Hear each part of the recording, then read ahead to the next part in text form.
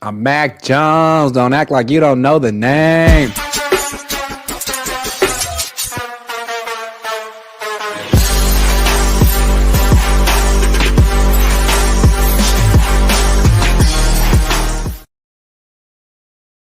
Welcome to the coaches meeting. That's the coach. I'm Grant Cohn. The Niners signed Mike Jones last night straight from Houston. They were considering Slim Thug. They were thinking about Paul Wall, but they settled on Mike Jones because Still Tippin' really is one of the greatest songs ever written. I'm a big fan of the move. Mac Jones. Mac Jones, the quarterback the Niners were thinking about drafting. They took Trey Lance instead. Now they get 2 years, $7 million, $5 million guaranteed. It's an interesting number. Coach, what do you think about the Niners signing Mac Jones in particular? Why do you think they brought him in? Out of all, it could have had Zach Wilson. He went to Miami. Why Mac? Two schools of thought. One is if you're doing it as an honest broker, he's here to be the number 2 quarterback. He has the skill set that Kyle Shanahan likes. Allah is interested in him in 2021 when he was the original quarterback that we were going to pick up at 12 before we had moved up to 3 to get Trey Lance. And then there's the other school of thought, which is Brock Purdy is now in a contract negotiations with not only the organization, but Parag. And even though we know that Kyle and John may be bullish on Brock, we don't know how the organization feels. And I think that they're using all of the leverage and all of the influence that they have to be able to be as staunch as they need to in negotiations with Brock, even to the point of anticipating a possible holdout if Brock wants to not come into camp and they cannot miss a beat and move forward with Mac Jones at number 2. So there's 2 different ways that you can look at it. I tend to believe the former, which is Mac Jones is here to be the number 2. I don't believe that you have Brock Purdy coming in and negotiating for a deal. I think that this is a slippery slope. We can go from Brock Purdy doesn't deserve $45 million, $55 million, but then there's a whole nother conversation with, Brock Purdy we're kind of thinking if you even need to be the starter of this team. So that's how I feel about Mac being here. I think he's the number 2. What's interesting about this is, according to Tom Pelissero, the Niners tried to trade for Mac Jones last year. So it's been someone they've been trying to get for a while. And I think what's interesting is 2-year deal instead of a 1-year deal. So to me, I like this deal so much because the theme of last year was like all these previously highly drafted quarterbacks who'd been labeled busts by other teams that sucked, actually having a rebirth in their career. There were a bunch of examples of it. And Darnold was one, but there were others. Baker was another. So I think it's cool to try to go to that as opposed to trying to draft the next Brock Purdy and find some like diamond in the rough in round 7. Why don't you bring in someone that you liked, someone that used to be expensive, someone that's only played for bad teams, and give him like a freaking 2-year, $7 million deal? I like that it's a 2-year deal and not a 1-year deal because, I think they wish they'd given Darnold a 2-year deal instead of a 1-year deal. So you have a guy that who fits your system and you're committed to for 2 years. And I don't think it's a given that they're going to give Brock Purdy this extension. I think that's what's going on here. Like, if he gets to the extension, then obviously Mac Jones is the number 2, but he hasn't gotten it yet. And if he wants $50 million a year and the Niners are offering 35, then they'll either figure it out or he could hold out and then Mac Jones could have first string reps and things could get really weird. And I like that at least the Niners I like that they haven't given Brock Purdy what he wants. I don't think he deserves $50 million a year. And I like that they give themselves more leverage by having another quarterback. Has he been bad? Yeah. But what would Brock have looked like on the Patriots? Probably bad. I mean, he looked bad at times in the second half last year on the Niners. So I'm curious to see what Mac Jones looks like throwing to George Kittle and Christian McCaffrey. Okay, so I'll take that and I'll raise you. I'm not interested in turning another hoe into a housewife. We did it to Sam Darnold. We brought him here. We gave him the best organization that he's ever seen. We gave him the best offense and the best team that he's ever been wrapped around. And then on top of it, because he was embroiled in already quarterback politics, he was given a soft body as far as ingratiating himself into the offense in the preseason. We saw that cupcake offense that he got when Trey Lance was going through his druthers with preseason. And really what we did is that we saved Sam Darnold's career. We gave gave him a moment to catch his breath, sit back, and get better. I see a little bit of us getting Mac Jones because I do feel like Kyle, and there's probably whispers with the 49ers or the coaching staff where it's like, man, we missed Sam by 1 year. If we would have held on to Sam for just one more year, maybe we would have this good problem on our hands. And I feel like in a little way, in a way, if they're trying to do that, this grasping at straws. Yes, Mac Jones is going to look better with the 49ers because he played at the Patriots and the Jaguars, okay? Just period, he's going to look better. Yes, Mac Jones is going to be able to do things better than Brock Purdy at times because he's not going to be the starter. He's going to get backup reps, and he's going to be made to get propped up because he's going to have a good running game around him. So, no, Mac Jones has never handed off the ball to Christian McCaffrey. He doesn't know what it's like to throw the ball to George Kittle. And what happens is that once fans see that, embroiled in a contract negotiation, would-be contract negotiation with Brock, if he doesn't sign by then, you're going to get people that are prisoners of the moment. They were going to have everybody talking about, well, why don't we give Mac Jones a shot? I mean, Brock doesn't want to sign. No. The same people that had Brock as top 10 as one of these guys that before we got the number, everybody was saying that Brock was going to get paid north of 50. Now, all of a sudden, because we get a new name in here, now Brock should compete. I just don't want to fall off the rails here. Let's keep the main thing. Mac is here to be the number 2, not compete with the guy that we got going for a deal. Just shows a little bit of bad form. I would have them compete, absolutely. I don't think Brock has earned the contract that he wants, and I don't think that he's going to get it. I really don't. I mean, I think they would be down off from the 3-year, $100 million contract that Baker got, that Darnold got. I think that's fair. And if he accepts it, then he's the quarterback. But when he starts asking for maybe $50 million or more, then I think Kyle and John can think, well, we love Brock, but is he that much better than Mac Jones? Like, is he better than Mac Jones? Yes, because there's a quick twitch element to Brock's game that Mac doesn't have. I mean, he's more like Jimmy. He's got slow feet. But at the same time, he's freaking cheap. And he was a first-round pick because he does have some really nice traits. He's got a really nice arm. He's got a bigger arm than Brock, and he doesn't have the elbow issue. He's bigger than Brock. So, obviously, Brock's better. But it's not a question of one for one. It's Brock at $50 million a year or Mac at 7. Or it's Brock on the final year of his rookie deal and Mac, who's here for 2 years. I mean, that's sort of the question here. And look, if Brock truly is a lot better than Mac Jones and you give Mac Jones some first string reps, Brock will blow him out of the water real quick and the competition will be over. But I think there's a part of me and a part of Kyle that wonders, could Mac have done all this if he had been in Brock's position? You know, I don't know. Maybe the answer is no, but I think Darnold could have done a lot of what Brock did. And I wonder if Brock could have gone to Minnesota and gone 14-3 last year. I don't know that Brock's better than Sam Darnold. And the Niners never really gave Darnold an opportunity to take those first string reps. I mean, we never really saw him with the starters in a real game, Darnold. And then he goes to Minnesota and it's like, damn, you might be better than Brock. And he was just here backing him up. I just like to see, just to see with my own eyes, just to get confirmation. And it doesn't need to be 3 months. It could be a week. If it's that distinct and apparent that Brock's better, great, end it. But I'd like to see. And here's the thing. If Brock holds out, we just might get that glimpse without there even being a competition. All right, cool. And I understand what you're saying right now. You want like a little appetizer. All right, you just want to kind of dip your toe in. And I understand what you're saying. You know what I mean? A little bit of this, a little bit of that. A little bit of that. Yeah, I understand. Yeah. You want a little smorgasbord. You know what I'm saying? Yeah. I am vehemently against that.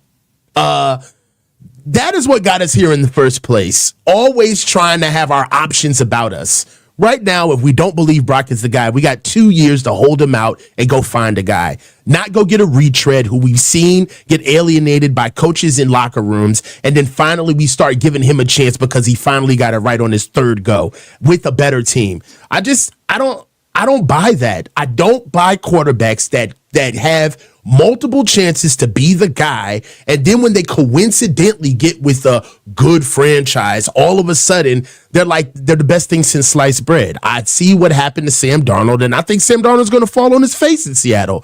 I think that he played with the team. He played with 2 teams back-to-back that he's never had in his entire career. And I just think that there were moments in the season with Sam Darnold last year where he fell back to earth when it was time for him to be the man. I think that we've seen the floor with Brock Purdy with what we have as a team. And for me, I like that. At least we know that what he can do when he doesn't have all the pieces around him. I know what Mac Jones can do when he doesn't have all the pieces around him. And right now, I think another thing that we're doing is that we're kind of taking for granted that Mac Jones is going to be coming into a team that's going to be ready for a Mac Jones. I don't want to get caught up in evaluating two mid quarterbacks just to come out at the end of the day and realize that they're both mid. Like, let's just stick with Brock is the number one, Mac is the number two, and then we let Brock play out his contract. They're both mid. There's no reason to have a conversation if they're both mid. But I know that Sam Darnold is not a better quarterback than Brock Purdy because he hasn't been here. And I'm not really to see him. I mean, not Sam Darnold, but Mac Jones. Sorry. Mac Jones. And I'm not ready to see it. I'm ready to move on from it. Just be the number two. To me, I'm so not eager. And we're not good Brock at quarter competitions. I don't want to pay Brock Purdy this money. It's going to gut the whole team. I mean, they're already gutting the team. Right. He's not an elite quarterback. So I'm looking for any excuse not to pay Brock Purdy more than $40 million. Any excuse. And the excuse is we got a guy who's not quite as good. He's not as good as him, but he's in the same ballpark, and he's 2 years, $7 million. You got to show me why you're worth $50 million more than this guy, why you're worth $40 million more than this guy, because we lost a lot of games with you last year. You threw a lot of picks in the second half. You made some terrible decisions. Your number one skill set is supposed to be decision making and field vision. It's like you lost games in the second half, fourth quarter last year, and we're going to pay you like you're Joe Burrow, like you're Matt Stafford. What? I got something though, Grant. Also something that we got to realize. What would Jed say to yet another quarterback shakeup? I mean, he's already running. Colin's already running on thin ice as it is. A lot of money on a quarterback right now when all they're doing is cutting back spending on football. Yeah, but I think that going with a Sam Darnold in the middle of what's happening with Brock would only make the coaching staff look that much more unstable. I'm so sorry. I have him on the mind. Mac Jones, going over with Mac Jones, I just think that would look bad for the coaching staff. But it's not like we're saying, hey, man, we got Mac Jones, forget Brock. It's like, well, if Brock's going to hold out and Brock's going to be difficult and Brock's not going to take our more than fair offer, then like, why don't we just move on with the quarterback who's here, wants to be here, and is cheap? Well, instead of playing these freaking games with Brock. If we move by your logic, then the Niners never believed in Brock, because if we have another quarterback competition for Brock Purdy, then he'll only would have had one season here with the 49ers where he actually was the true starter and didn't get challenged, which was last year. Every year he's been here, he's had to go through a quarterback competition. Doesn't that strike you as odd? Has he? When has he ever gone through a quarterback competition? He went through a quarterback competition before the year before. Well, first, when he got here, he had to compete to get the job. That's year one. Year two, there was a competition when he came off of his elbow with Trey Lance. Between Trey and Darnold, not for him. He didn't take any second string reps. No. Okay, I'll give you that year. 2 years out of half the time that he's been here, he's been in the quarterback competition.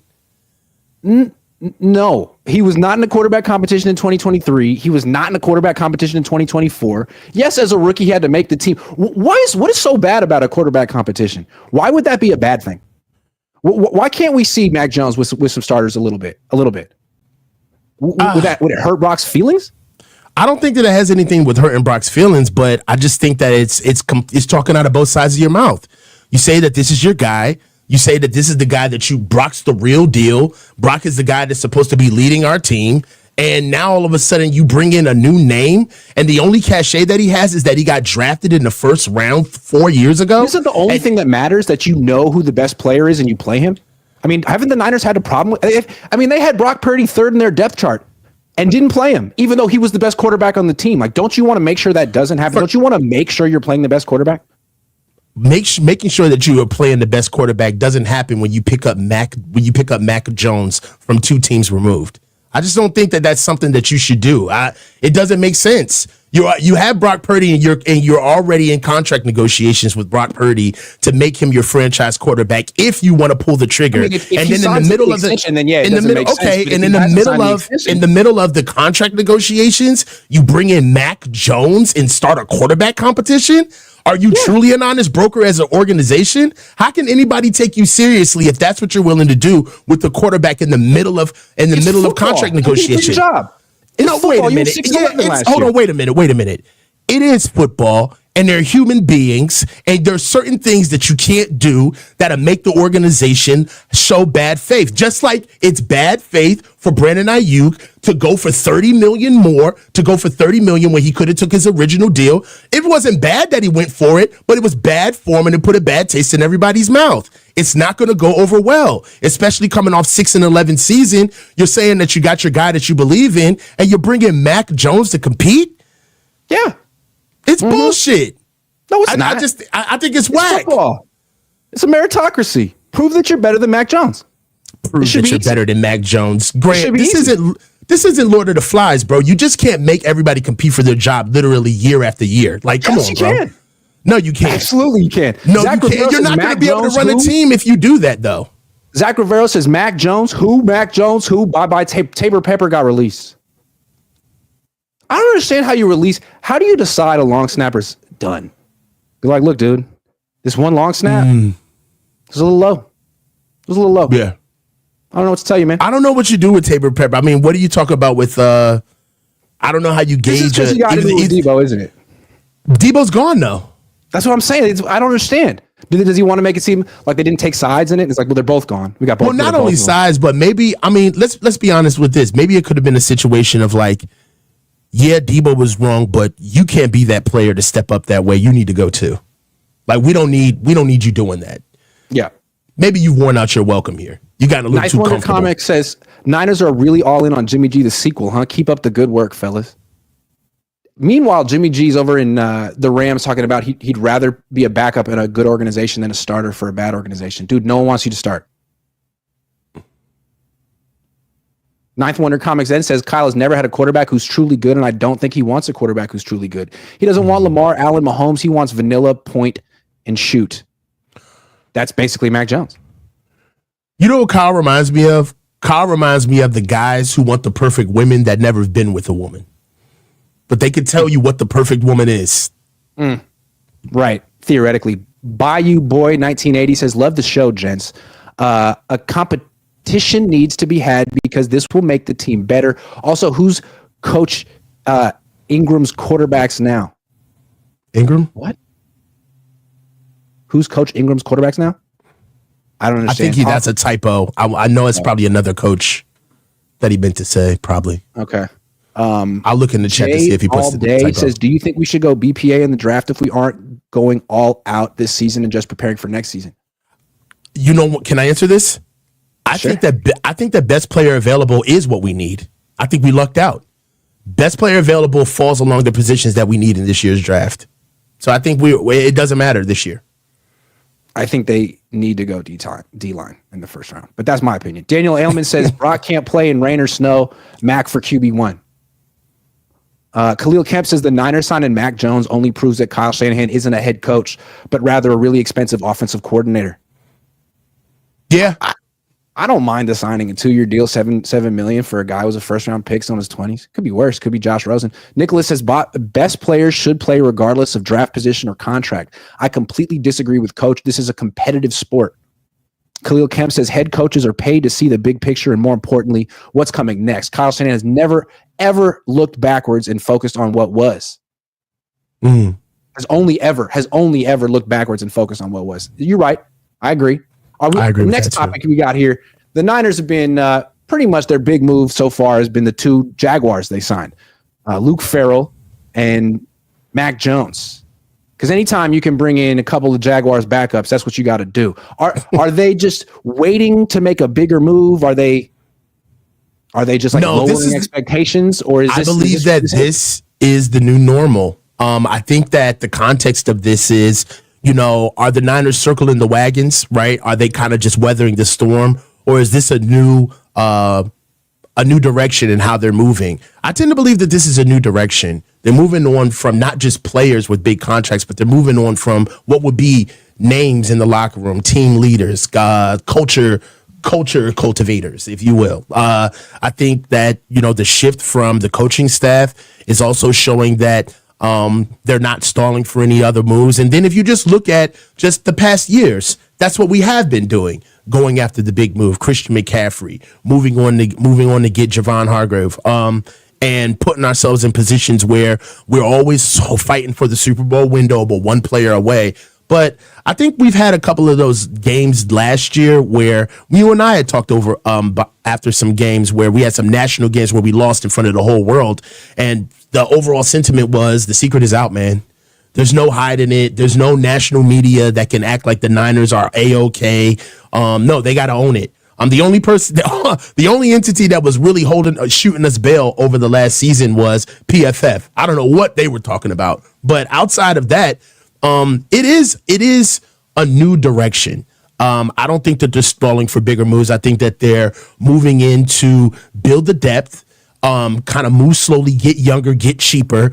And I believe that moving forward, it's going to be hell or high water before you see us get a big name in free agency for a while. We're going to have to make splashes in the draft, which is why I have my draft pick that we're going to talk about later. I think it's part of what's going on. Maybe they're spending a lot on soccer. I saw today online that they spent $210 million approximately to buy Rangers FC. If that's correct, that's where the money went. Mm-hmm. But I think it's also fair to look at, they've been very aggressive in like the first wave of free agency under Kyle Shanahan and John Lynch. Mm-hmm. And before them, when it was more of Parag's team and Trent Baalke's team, they like to sort of sit out the first wave because that's when you overpay. And then if you wait until like weeks 2, like right around now, you can start getting value. And settle. That's how they always did it. And like, let's look at some of the big signings John Lynch and Kyle Shanahan have made in free agency. Okay. Hargrave, Quan Alexander, Leonard Floyd, Devondre Campbell, Isaiah Oliver, Isaac Yiadom. Like really, of the big free agent signings, the good ones were Richard Sherman and Trevarius Ward. But every other one, it's like, I don't really know if that worked out. Maybe some bad ones. Like, man, we spent hella money on these outside players. Parag always tells us not to. We don't want to do it anymore, man. We're going to sit out the first wave of free agency, but we're going to be active. I mean, we can get some backups here and there, but we keep getting burned. I mean, this Hargrave thing was awful. Yeah, I agree with you. There's a lot of names in there that have been that if you got to be honest, they swung and they missed. They swung and missed on Quan Alexander, D Ford. Yeah. They brought in Isaiah Oliver, which you mentioned. Devondre Campbell was a horrible miss. Right now, Leonard Floyd did okay for us, but he's not even here anymore. Emmanuel Sanders had a cup of coffee with us. Right now, Cohn was solid. Ebukam was solid. Charles Omenihu was good. Yeah, there's some that now. Let's give him some love. Arden Key was a good get. Charles Omenihu was a good get. Sam Ebukam was a good get. All right, so we can talk about the guys that they brought in. I would even say that those were like more like bargain signings. I mean, those weren't big. None of these were signings. Yeah, that's I think our point in being fair to them is even kind of proving our point even more. Right. Most of the middling picks that they did pick up gave us the most bang for your buck. I mean, how much work did we get out of Tashawn Gibson? I mean, he saved us at free safety, right? When we had nobody there. That's somebody that they picked up that gave us a lot of worth at a lower price, at a lower price tag. So, swinging big, maybe late in the season when you got everything together and you literally, it's just a screaming hole on the team. I could see like an Emmanuel Sanders, right? But I got to be honest with you.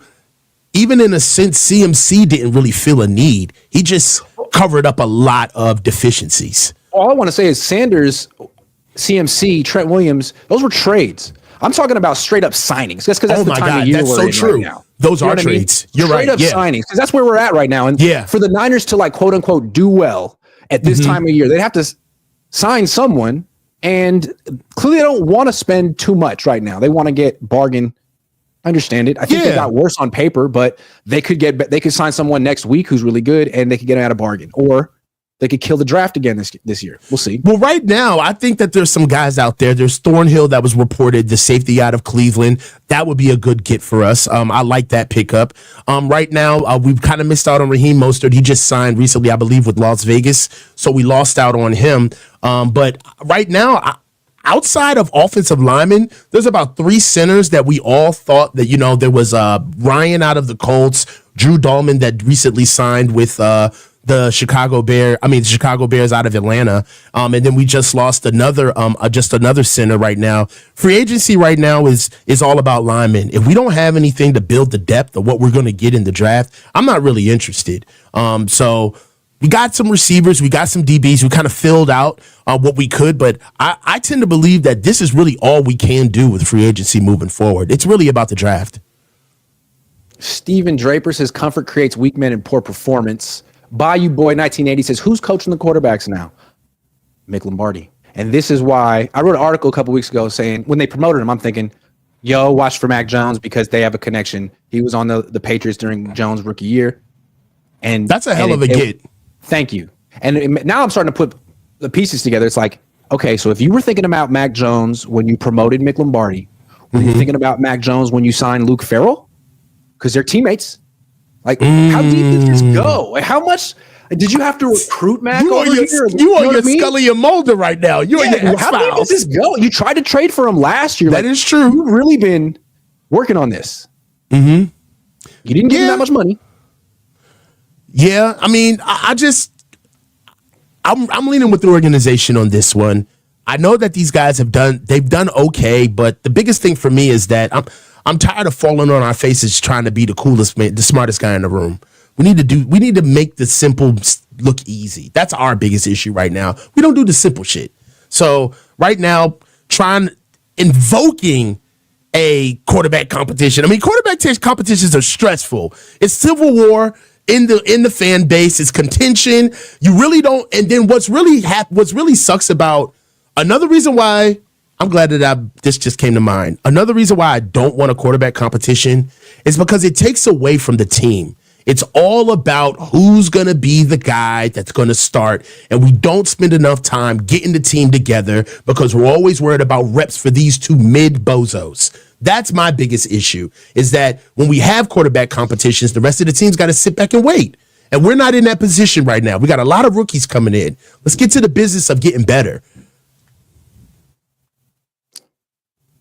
So we acknowledge that the Niners have a whole new modus operandi right now, and it probably coincides with the rise of Parag to power once again. If they're going to be fiscally responsible, that's essentially his job in the organization, is to make the money work. And if that's true, and his stock is up, whose stock do you think is down in a corresponding move, and who needs to be careful? Or do well? It's John Lynch. Before this shift, John Lynch maybe was boots on the ground for Kyle. Kyle kind of gave final decision, and we always said it as such, right? Kyle is final saying word, which kind of implied that John is doing all of the work, right? John's putting out the leg work, helping Kyle, deliberating with Kyle on what he's doing as far as scouting is concerned, looking at free agency, being a face, being that voice on the phone to be able to reach out to certain GMs across the league to strike deals, and also to be kind of like an arbiter of how these guys should get paid, right? Like, hey, I'm the syntax guy. I can tell you what these guys are doing on the field and how it marries into the negotiation room in real dollars. I'm the guy that can translate that. I don't really see a job skill set for him anymore now that Parag is kind of taking all of that over. I mean, right now, in a way, the only thing that worries me about John is that I feel like John will be a sacrificial lamb if Kyle fails. Right? There's a lot of things surrounding Kyle's process in order for him to get the job. One of those first shoes have dropped with you've lost total power. Like the total power is over. So now you've actually have to work with the building. The next move may not be actually direct on Kyle. It may be, all right, well, we got to get a traditional GM in here now. Let's go ahead and get rid of John. I just don't see what John's job description is now that Parag is kind of reasserting himself over the past years where he hasn't. And the thing with Kyle, like his job security, if the 49ers were to fire him, like they're trying to save money. And really firing a coach is very expensive because their salaries are guaranteed. So if the Niners were to fire Kyle after this upcoming year because he missed the playoffs again, he could say, I'm going to take 2 years off. And you'll have to pay me $14 million a year to do absolutely nothing. And then when my contract's finally up and you're done paying me to do absolutely nothing, then I'll get back into coaching.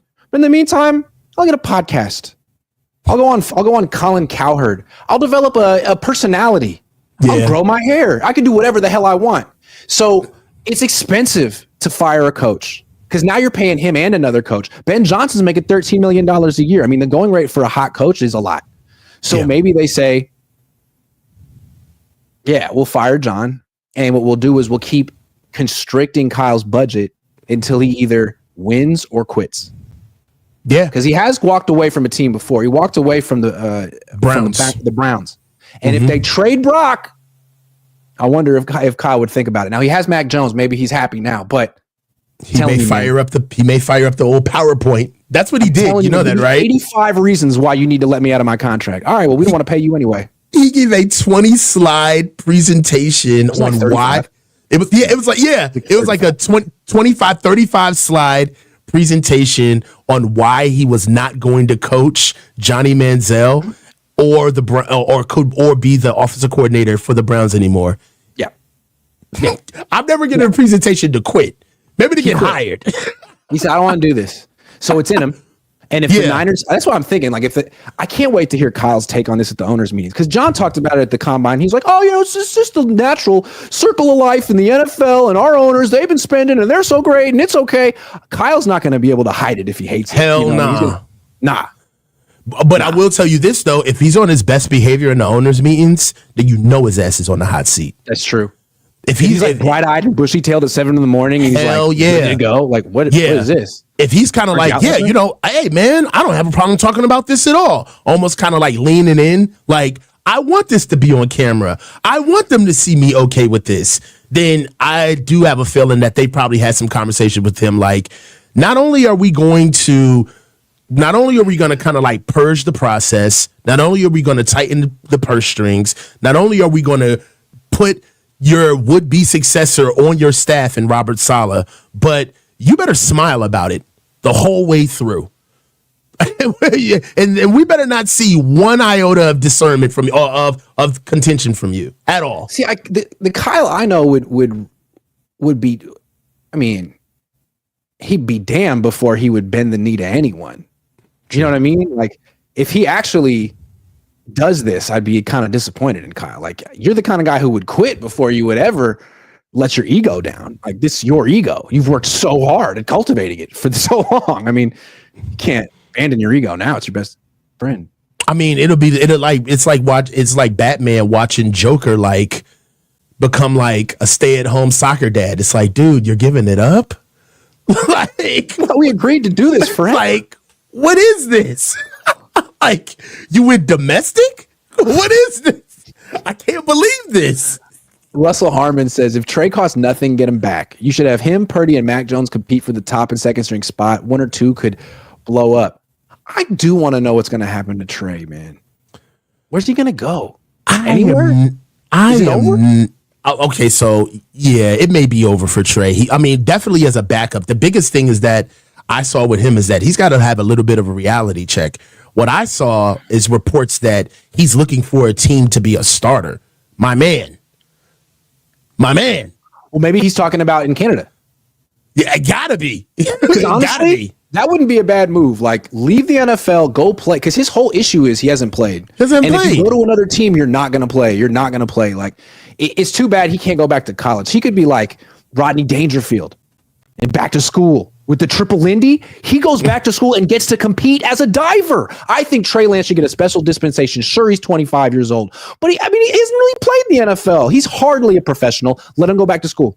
Yeah, definitely. Him coming here and Brock Purdy, Mac Jones, and Trey Lance being in an open competition is like the shortest midget contest. Like, it doesn't matter.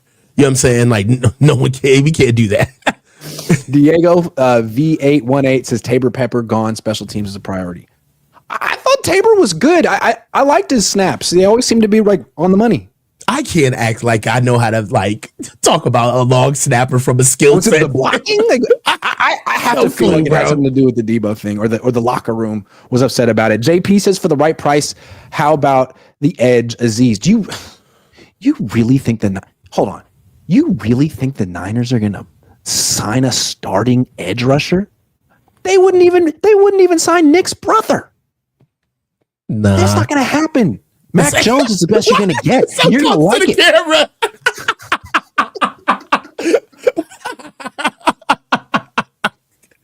I looked out and you were so close. You I was really like, dog, think they're going to sign this guy? I was like, his voice got really loud.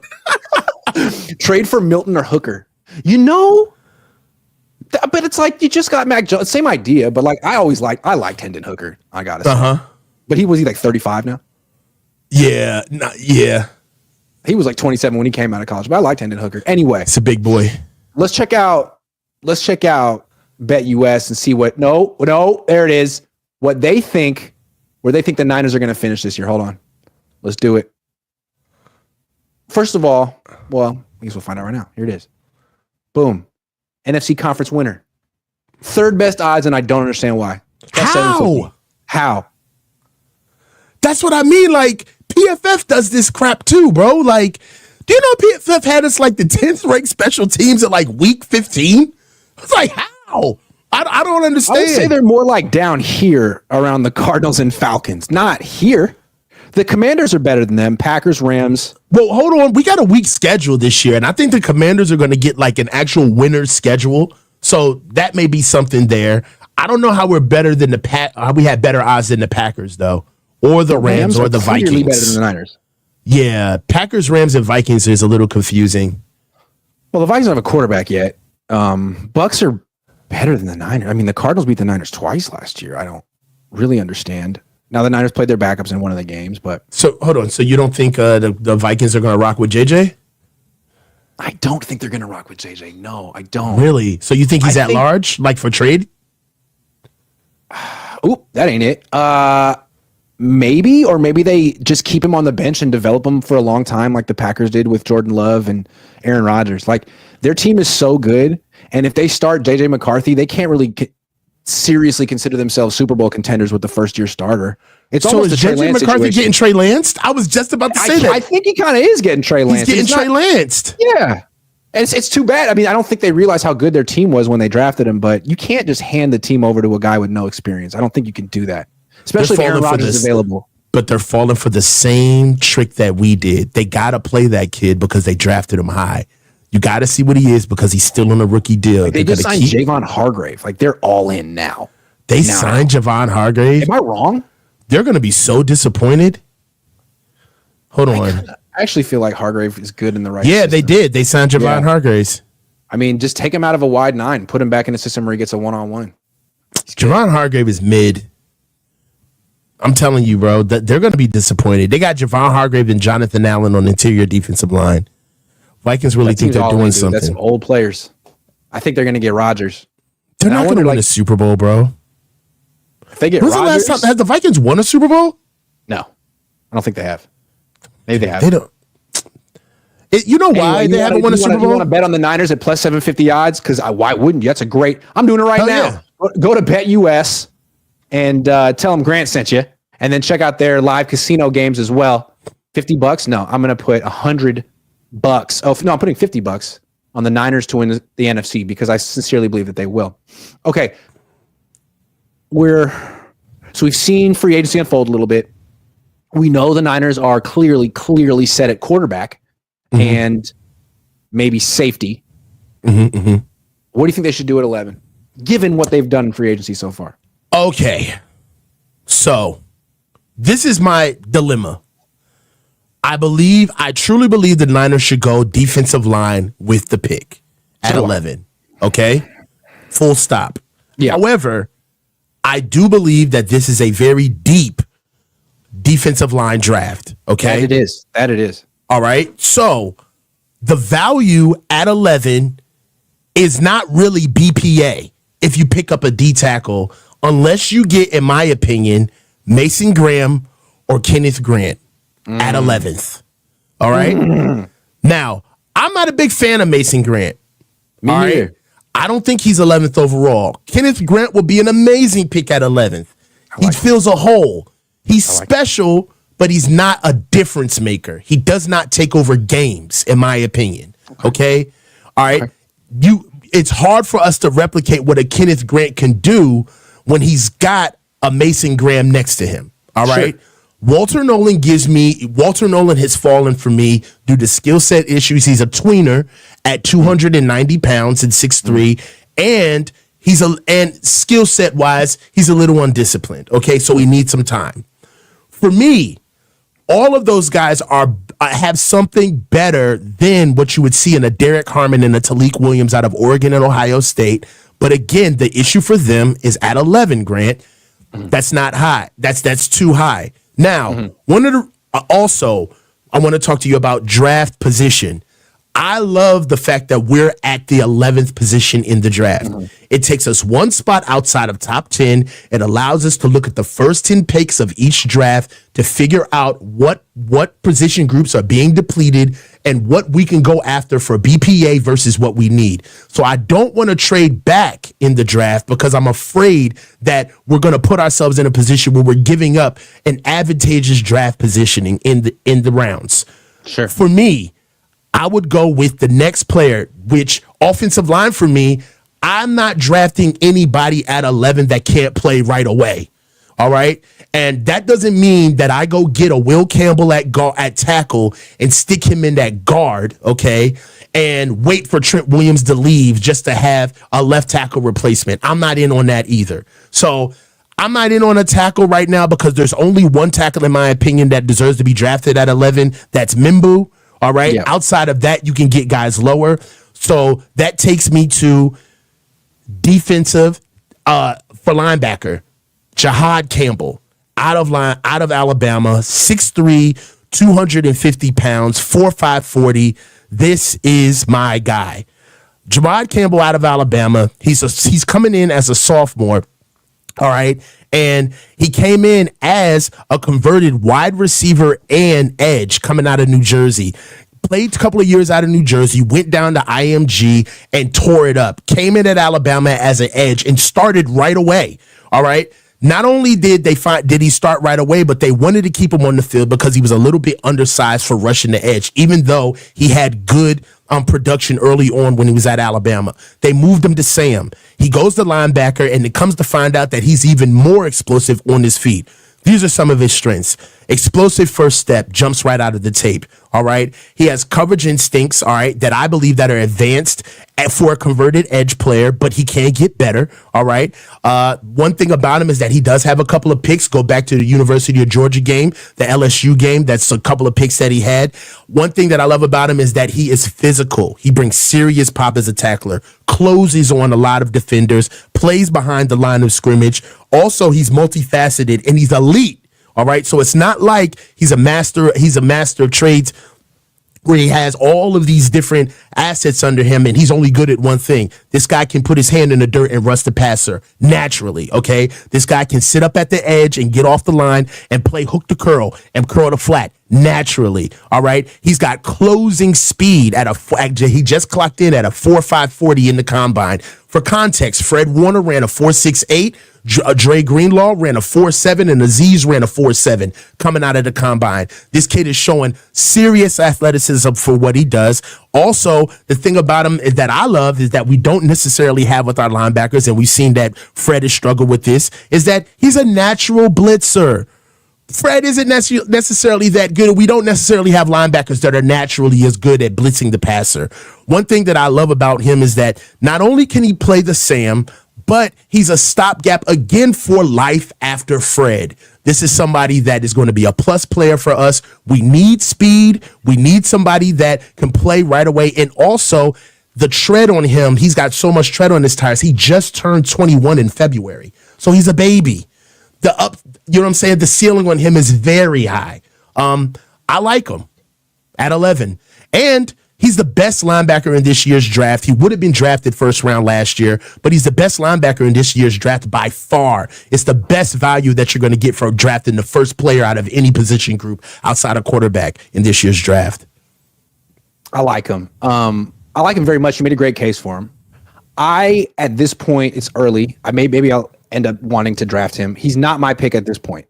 And I think the reason isn't that there's anything wrong with him, but one, I think they have bigger needs. And two, I like D. Winters. And I think that D. Winters actually could be a good starter for the 49ers if he had some good run stoppers in front of him and he could focus on running and hitting. Because to me, he looks very fast and very violent. And I think it's a shame that he didn't get more snaps last year because of freaking Devondre Campbell sensitive self. But I just wanted to say I actually like D. Winters. I think he's intriguing like Malik Mustafa. I think he brings a lot of speed and violence to the table. And he's been developed by Johnny Holland. And anyway, I like Jihad Campbell. Is that his name? Jihad Campbell. Jihad Campbell. Yeah. He's not a war. Name too. Yeah. If he's the pick, I like it. If I were making the pick, though, I think I'm leaning towards Kenneth Grant. You like him. To me, like all the things you said about Campbell, like same about Grant. To me, he's the best wide 9 D tackle in the draft. And what I mean by wide 9 D tackle, I think, like I like Mason Graham and Walter Nolan, but I think they would look like Javon Hargrave on the 49ers. They would be moved around in the run game, and their pass rush would be not really. It wouldn't offset what a liability they are against the run. And Kenneth Grant is never going to be a liability against the run in any front. And I think he has the athleticism to actually be on the field on third down and push the pocket and do more than just take up space. I like him a lot. Yeah. And he's young. He's super young. Yeah. Now, one thing that I will say is that because of Kenneth Grant, I love him, right? And I wouldn't be mad at 11, but it would just seem way too much of an insurance pick than it would be like a splash, like a generational player. If you think you can get a generational player, let alone for a need, you go get that player, right? Let me say one more thing about Grant before I forget. I think a big reason that like he's not considered a top 15 prospect right now is because he hasn't run at the pro day yet. He didn't run at the combine. Like no one thought about Armand Membu as being a top 5 pick until he ran that 40. And everyone's like, oh shit, this guy's incredible. What an athlete. Like if Kenneth Grant goes to his pro day and runs a 4.9 at 335 he's going to run a 4.9. Like, oh, right. He's an incredible athlete. And I think he might do that. If he doesn't, I'll say I was wrong. But I'm thinking his stock's going to go up pretty soon. My only thing about him is that Kenneth Grant, I just kind of feel like he's a smaller player with a lot of weight on him. Okay. He's not naturally big. He's 6'4", I give it to you, but he played at 360 pounds. You know what I mean? Like, that's a really big for the NFL game. And I understand that this kid is massively athletic as far as, like, he's going to run that 4.9. I know he is. I've seen him run down tacklers from behind. You don't move like that unless you can move sub 5. Right. So the question is he Jordan Davis, who you don't want, or is he Dexter Lawrence, who you absolutely do want? Exactly. Yeah. Right. My issue is that is it in his bones, or are we looking at really an overweight edge that hasn't come into his body yet? And then once he starts losing some weight because of the speed of the game, and he trims down to about 320 or 310, right, to be able to keep up with the game. Does he get moved around? My only thing about him is that I just look for certain measurables in a big man. Terrible on the bench, which was strange. 22 reps. That's what I was going to say. So 22 reps on the bench lets me know that you don't really have a core. I'm sorry. And those are the things that worry me when you look at big men where it's like, God, he's got a lot of athleticism to him. And you're thinking that you're going to forecast like, well, God, once we give him some good technique, he's really going to take off. But a lot of it is that he's kind of getting away with the level of play of the guys he's going against. He's playing with very good players, but the game hasn't really chiseled him down into his man body, and he may lose weight. Look at Aaron Banks.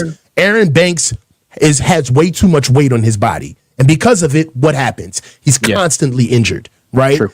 Yeah. Right. So I think he's a smaller man in a bigger body. That's what I think Aaron Banks is. And that's my worry about Kenneth Grant.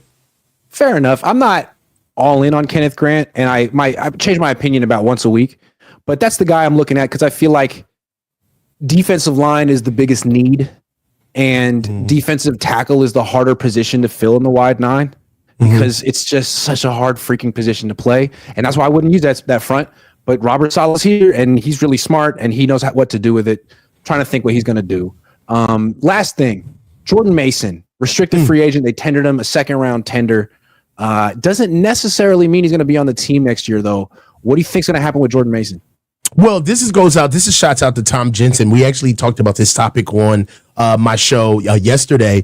And he brought this to my attention is that in order for you to trade a restricted free agent, you have to tender him first, right? And one thing that I kind of got schooled on yesterday, and I had to actually, stand corrected, is that Kyle really hasn't shown that he's all in on Jordan. He didn't play him for 3 weeks at all when Christian came back, where he could have ingratiated him more. We already know that there was a huge campaign to get him playing field, period, before all of the injuries happened, and that seemed to not really work. And then we heard murmurs coming out of the locker room is that Kyle definitely freaks out about ball security.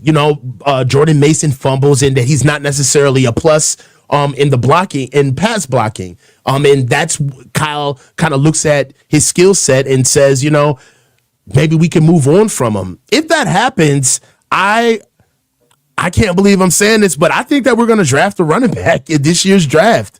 I don't think Kyle's in on Jordan Mason. I think he wants to trade him. And with the pick, he wants to probably pick up one of the guys that they actually had a meeting with was Caleb Johnson out of Iowa, 6'1", 225-pound, one-cut running back. So there's guys. There's also Basul Tootin out of Virginia Tech, a little bit of a scat back, one-cut outside zone guy. 5'9", 211, actually ran a 4.3 in the combine that we just saw. And then there's also our boy out of SMU, who I believe is kind of like a little bit of a Debo clone, in Bashard Smith, 5'9", 195. He's a one-cut receiving back, caught a lot of balls out of the backfield for SMU and can actually give us that little bit of wide back field that we're losing out of Debo. So I just think that, old habits die hard, and Kyle's going to find a way to get another one of his guys, which is a running back. I think he's moving on from Jordan Mason. I think it's a mistake. Maybe they will, but if I were going to trade a running back on this team, I would trade McCaffrey. I mean, McCaffrey is going to be 29 in a couple of months, and he has, in his career, 1,871 touches in his career. Okay? Jordan Mason is 25. He's going to be 26 in May, and he has 250 touches in his career. And he's a quarter of the price. To me, it's a no-brainer. To me, it's a no-brainer. But you're right. Kyle's never really been that enthusiastic about Jordan Mason for whatever reason. Maybe it's the ball security. I don't know. Maybe he's just too freaking powerful. Maybe he runs too hard. Maybe that's it. I don't know. I really do believe that Jordan Mason is a back where, how can I say, you ever sing with your dad and let's say your dad is a loud singer, right? And you do a duet with him and it's like, I kind of got to let him take the lead. I'll sing bass, right? You take soprano, you take the melody. And I think that's what Jordan Mason is. He's a back where you got to kind of facilitate him. You can't dictate to him. He's somebody that once he gets into his own flow of the game, you can't be worried about fitting him into your best laid plans with offense and scripts. You got to ride the train. I mean, if he's hot, you got to give him the ball. I think that's incredibly uncomfortable for Kyle. He doesn't like players where he has to capitulate to their skill set rather than dictate to it. So I think that Jordan Mason is one of those guys where he doesn't know how to play Kyle's way. That's the way it would be categorized. To me, he's such a perfect timeshare back. I wouldn't necessarily want him to be my featured back because he's not enough of a receiver.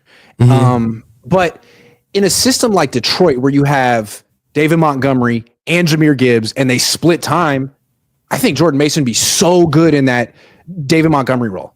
so freaking good in that David Montgomery role, like 12, 13 carries, and they're punishing. He should go to Washington and do that. Grant, I want him to go somewhere good. Yeah. I'm tired of it, Grant. We've seen it. This guy has gaslit us into thinking that real football isn't real football for 9 years. We know when screens are supposed to be ran. We see when guys are supposed to be ingratiated, and we're like, all right, well, you had one guy, now you got two. Maybe you should use a tandem backfield. Like, oh, why don't you use your tight end more? Like, I'm tired of asking the obvious questions when it comes to Kyle. A lot of it is that Kyle likes to win a certain way, and if he doesn't like what he has on offense, he doesn't even try. That's just what it is. It's been 9 years. We already know. It took him 3 years to even play Jordan Mason for us to figure out he had a fumbling issue. Right? He got away from Christian McCaffrey in the Super Bowl because he fumbled. I mean, this is on Kyle.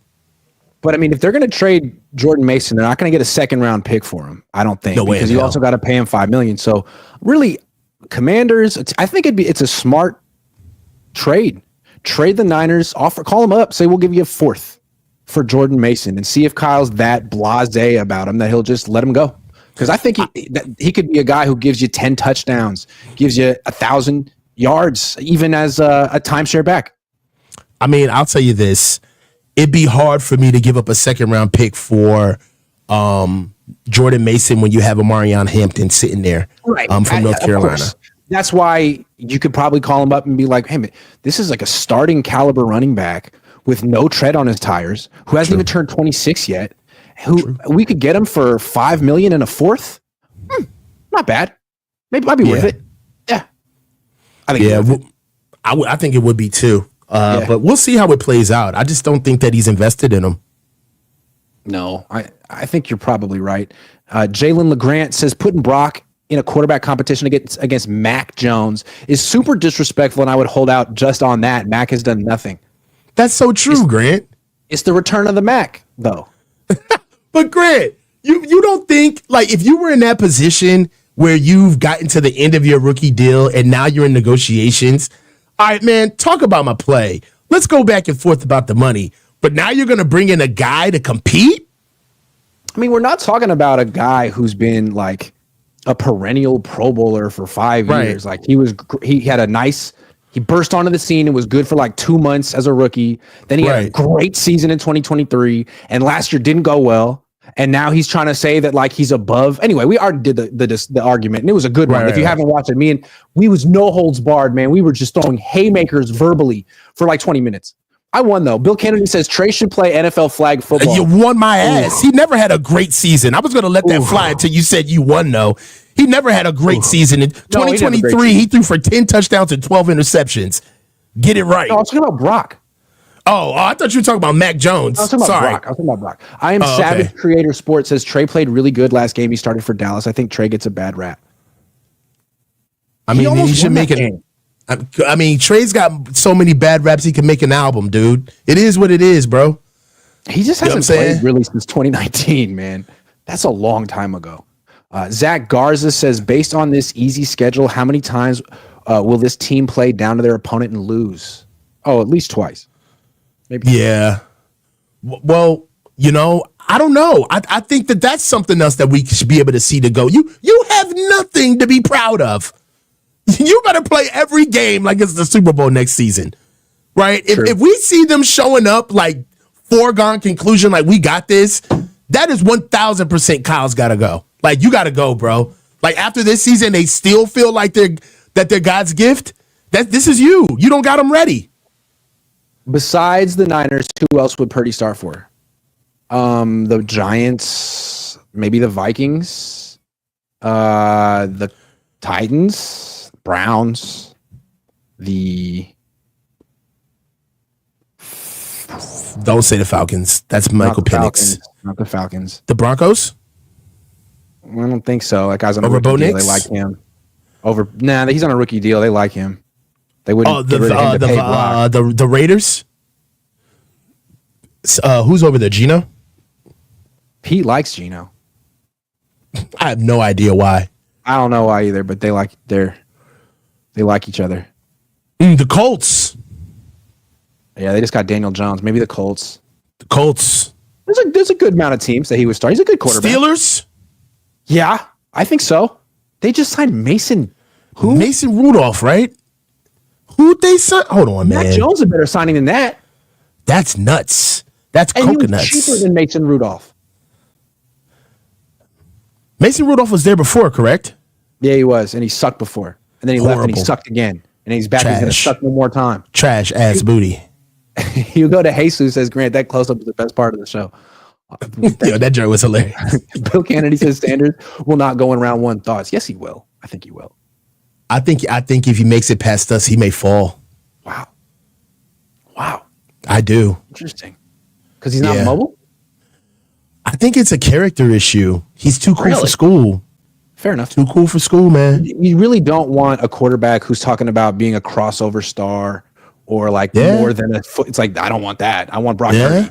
Don't know anybody trying to do that. Like, you got the Colts at 14. Yeah. Outside of that, maybe Pittsburgh at 21. And then he's falling out. There's nobody left. Francisco Escamilla says, Grant, I told you a while back, Cam Scat, thoughts? I still think that Kyle Shanahan wants Cam Scat. I do. Scattaboo. Scattaboo. I believe he does want him. I think that's pretty obvious. I think it's as obvious as him wanting Mac Jones. Sorry. Right running back? I mean, come on. I'm just kidding. Chris O says, agree with Campbell at 11, but trading back to the late teens, get Grant or Nolan there, and picking up a second-round pick seems better value. True.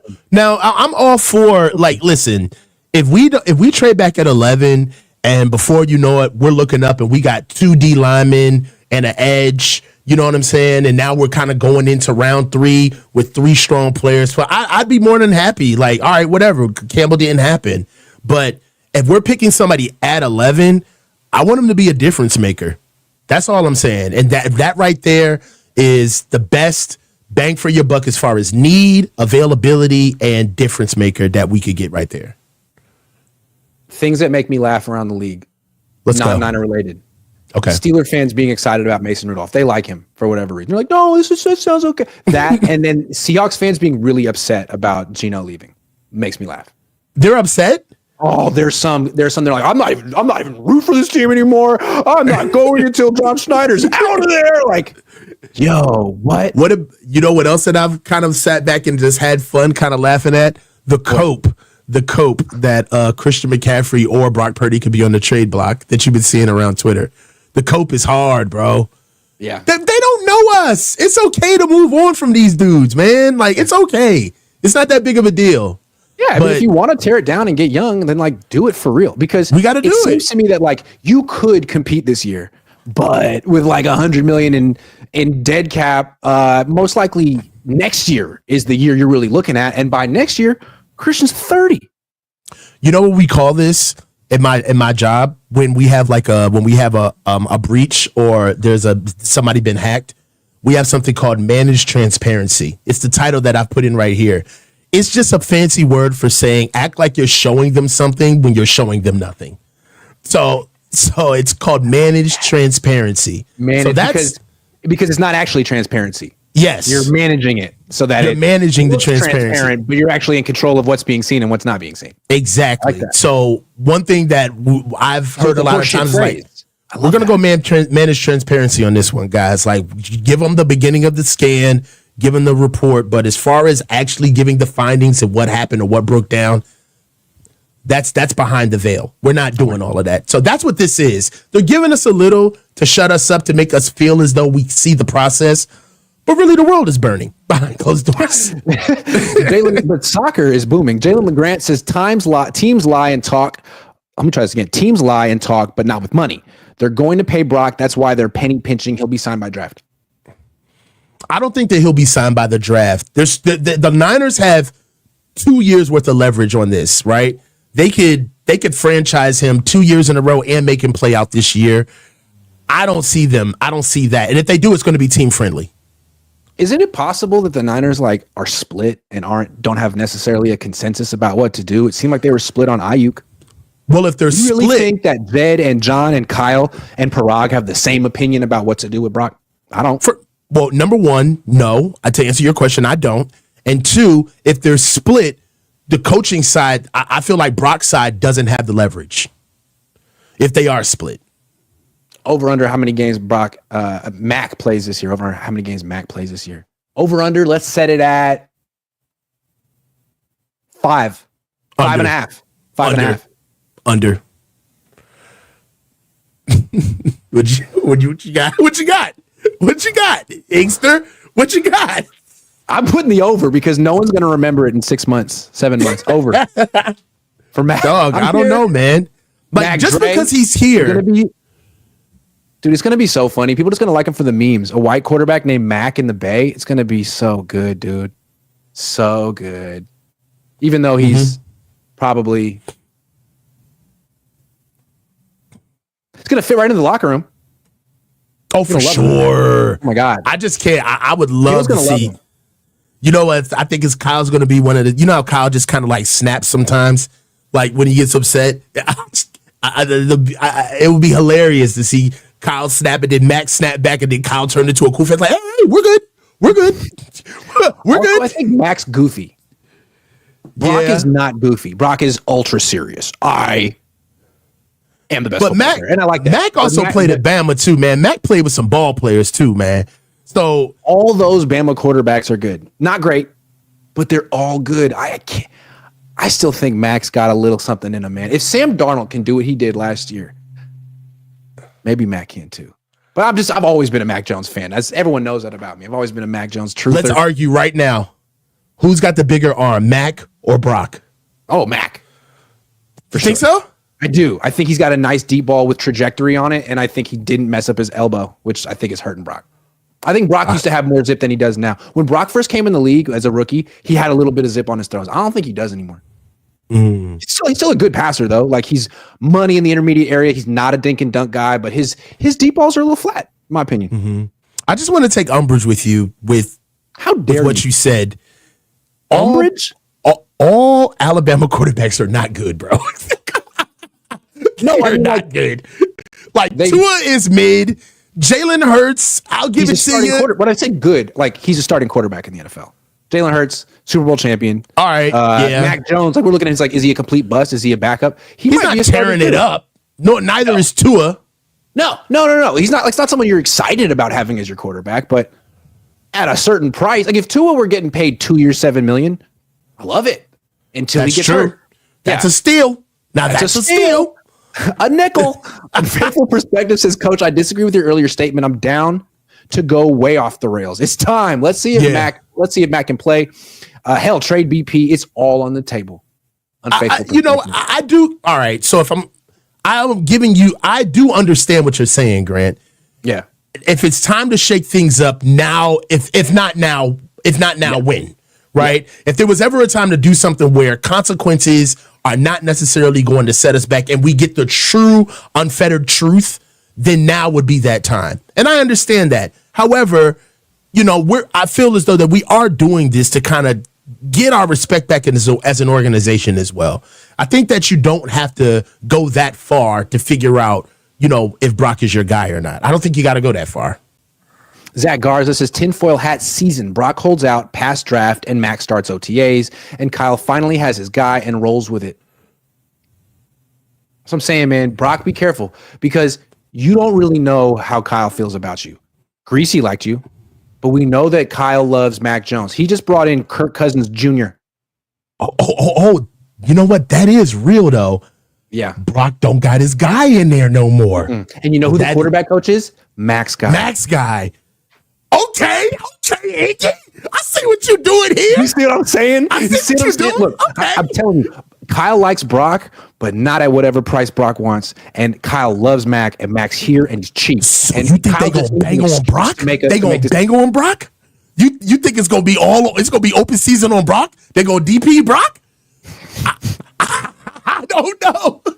I don't know, man. Kyle's not going to be the white knight running in at the last minute to save a Brock. It's not going to happen like he did with Ayuk last year. It's going to be a take it or leave it situation. And if he's not there at OTAs and Kyle sees Mac out there one day and it looks good, he's in love.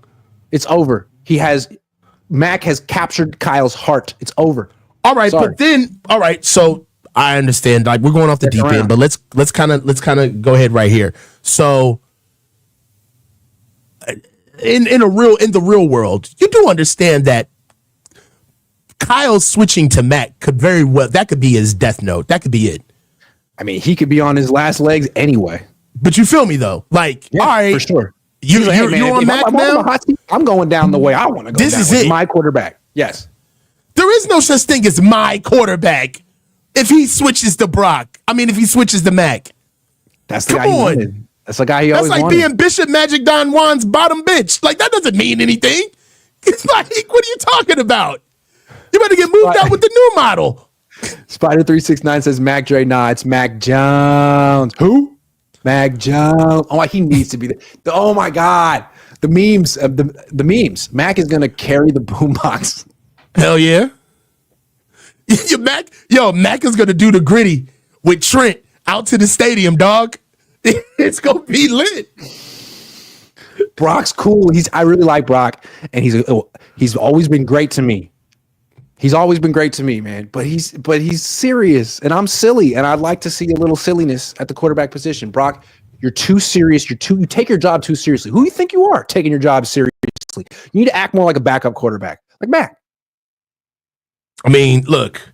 Just kidding. Their 15 minutes is almost up. The mid-off is about to be finally over.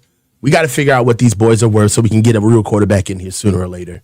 Okay, the Niners call up the Vikings and say, look, JJ, good player, but you can't turn your team over to a redshirt rookie. You know it. We'll trade you Brock. Give us JJ, man. We're rebuilding, dude. What do we need a franchise quarterback for? We got a franchise quarterback for you. He's better than Darnold. Straight up. How about JJ for Brock? Straight up. Who says no? I say no. No, I don't know what that kid is, man. And he's coming off an injury. Yeah, and he's coming off an injury, bro. I'm staying far away from that. Look. We know what we got in Brock. All right, he's easy to fall out of love with if he's not around. We do not know what we have in Mac. This is McCorkle we're talking about. All right, look. His name is McCorkle. He's the number 2 quarterback. Someone named McCorkle, man. Do you understand the trauma they had to go through early in life to get through that? It's rough. Look, bruh, I'm just saying, man. He's been an underdog his whole life. I will say this: Brock has definitely got somebody like-minded in the building, though, because I do believe that Mac Jones is just as competitive as Brock. Mac Jones is probably a little bit more competitive than Brock. You know what I'm saying? Like, they both kind of had the same track. Brock Purdy got told by Nick Saban that he wasn't good enough. Mac Jones got told by Nick Saban, you need to just switch schools. Like, you're not going to play. So, and they both ended up, so they both have that in them, So it's going to be good to see, like, the two kids from the short bus, like, fighting it out. You're like, fight. Look, man, I come on this show and I talk about quality control like I care about what's best for the 49ers. But we all know it's bullshit. What I care about is myself. Okay, and what would benefit me the most is a quarterback competition. Come on. Thank you. You know what, Grant? At least you admitted it. It's hard to argue you, bro, when you sit here and you try to fake like you care about the purge. I also think it's the right thing to do. I also think it's the right thing to do. But what I care about is what's right for me. So I could sit here and argue why a quarterback competition is what's best for the 49ers, but I'd be lying if I said that's why I'm concerned. I'm concerned. This is why you my dog. It's great for them. I don't care. This is why you my dog, bro, because at least you know who you are. Yeah. I wanted to say this during the argument so bad. 50% of this is because you want to be able to cover the shit show of this quarterback competition. The only thing that would be better, though, is if they signed Aaron Rodgers. I think if what content creators get to cover Aaron Rodgers this year is the best. Because he's toxic. It's the best. You don't deserve the YouTube channel you got. If you get content creators across the YouTube station, if you get Aaron Rodgers and you can't make content, you don't deserve the channel you got. Like, he's constant content. Questions and group interviews and put it on my channel and get under his skin and the kind of thing I have going on with Kyle. If I do it with Rodgers, oh my God, I want that. I need. Would you ask? The first question I would ask you to do with Aaron Rodgers, ask him like, Aaron, tell us your truth about today's game. What's your truth? I mean, I think Jimmy Garoppolo didn't like me. God, I want that so bad. But yeah, that would be bad for the 49ers, good for me. Bad for the 49ers, good for me. I think a quarterback competition is good for everyone except for Brock. It could even be good for Brock. He doesn't. I don't understand why you need. I just don't.